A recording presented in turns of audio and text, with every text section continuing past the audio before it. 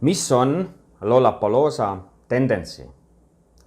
See on inimpsühholoogiliste kalduvuste koostöö. Inimpsühholoogilised kalduvused suhtlevad omavahel ja kõik 24 inimpsühholoogilist kalduvust, mida me oleme käsitlenud siin minu videoseerias, suhtlevad omavahel ja kui ehitada need kokku omavahel, kui teha niimoodi, et sinu postitus, reklaamikampaania, video kasutab mitmeid erinevaid inimpsühholoogilisi kalduvusi korraga, siis on sinu call to action eriti võimendatud, eriti efektiivne. Just nimelt sellepärast, et sa kasutad mitmeid erinevaid inimpsühholoogilisi kalduvusi korraga ühes postituses, ühes lauses. Ja küsimus sulle, kas me oleme siin videoseerias vaadanud üle 24 inimpsühholoogilist kalduvust. See video käsitleb 25. mis tähendab seda, et inimpsühholoogilised kalduvused suhtlevad omavahel ja neid koos kasutades on nad veelgi efektiivsemad. Ja küsimus sulle, kas sina kasutad oma reklaamikampaaniates inimpsühholoogilisi kalduvusi?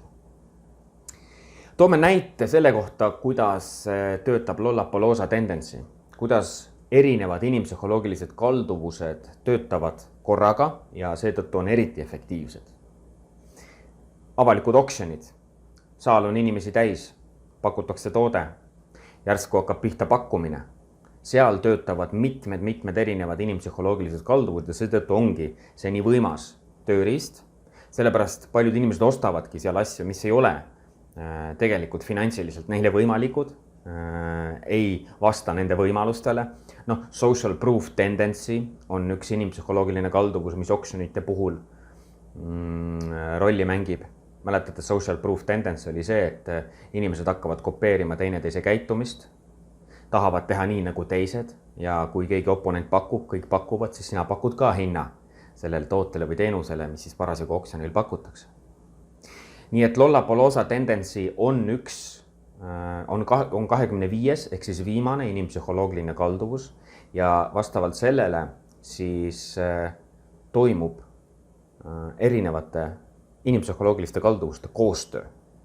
Ja see on niimoodi, Lollapalooza tendentsi ta on eraldi välja toodud, sest et tuleb silmas pidada, et alati ei ole efektiivne kasutada ainult ühte korraga. Mõnikord on vaja kasutada 3, 4, 5 korraga sinu postituses, sinu videos, sinu artiklis.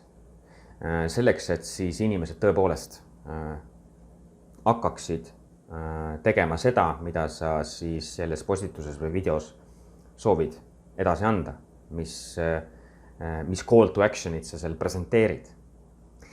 Ja loomulikult me jätkame oma teekonda, räägime turundusest. Praegu saab see videoseeria, mis rääkis inimpsühholoogilistest kalduvustest, see video saab selle konkreetse videoga läbi, kuid edasi läheb veel huvitavamaks. Hakkame vaatama veel huvitavamaid teemasid, sest see oli kõigest sissejuhatus. Ja minu nimi on Andrus Vainlo, ma teen inimestele turunduskonsultatsioone online'is, teen seda siis ka laivis, teen seda ka igakuise kokkuleppe alusel.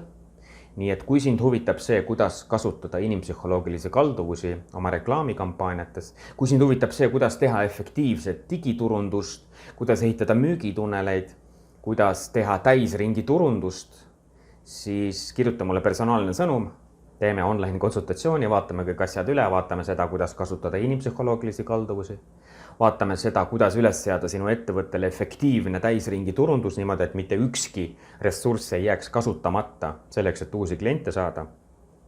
Ja kui need teemad sind kõik huvitavad, siis kirjuta mulle personaalne sõnum ja räägime edasi. Tšau!